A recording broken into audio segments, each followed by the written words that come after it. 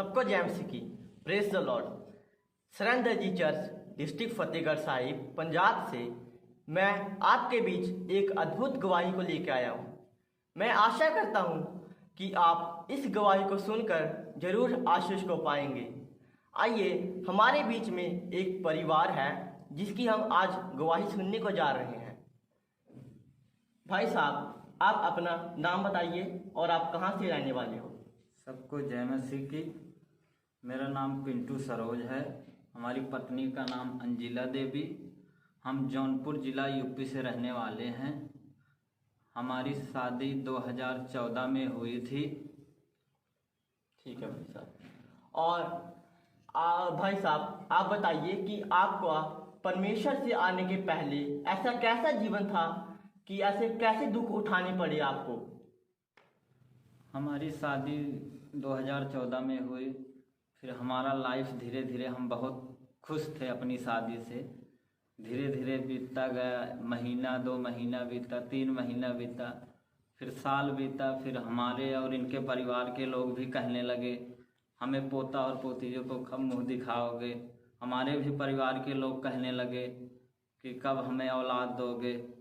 फिर हम धीरे धीरे हम भी सलाह बनाने लगे, अपनी फैमिली से कहते थे, फिर अपनी घरवाली से अपना दुख कहते थे, हम लोग सुनाते थे कि कब ऐसा होगा, हमें परमेश्वर कब देगा। फिर हमारे घर के लोग धीरे धीरे चलता गया। ऐसा कुछ दिन बीते, फिर हम लोग से कोई कहता था कि कब बच्चे का मुंह दिखाओगे तुम लोग।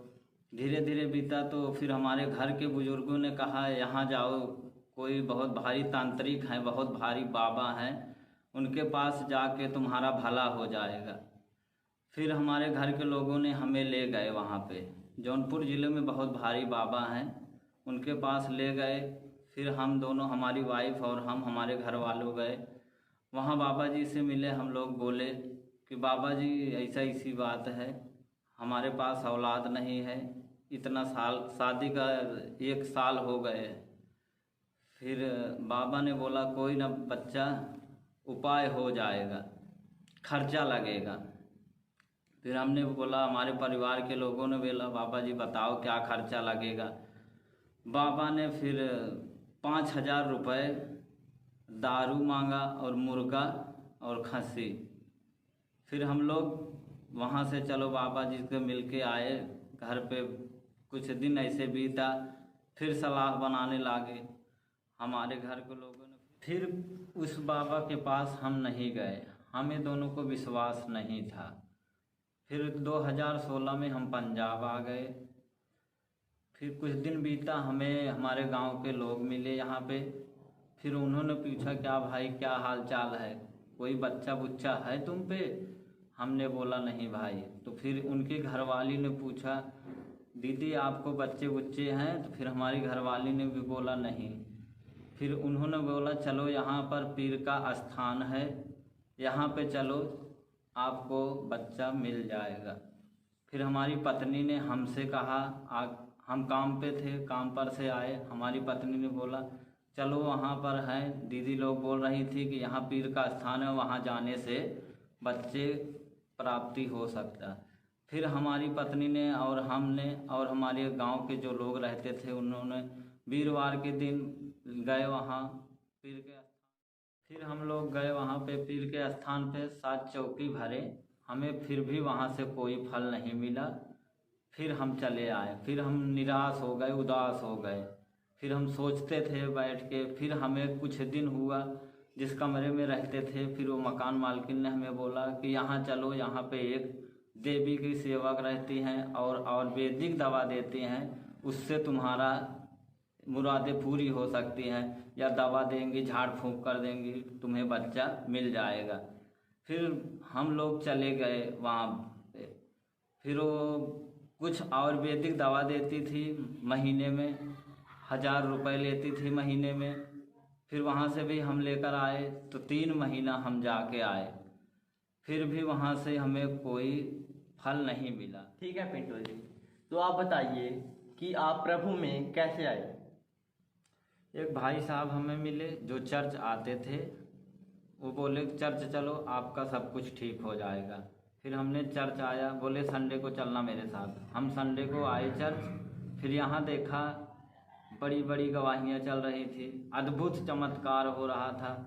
फिर हमने बैठा, सुना, गवाही देखा।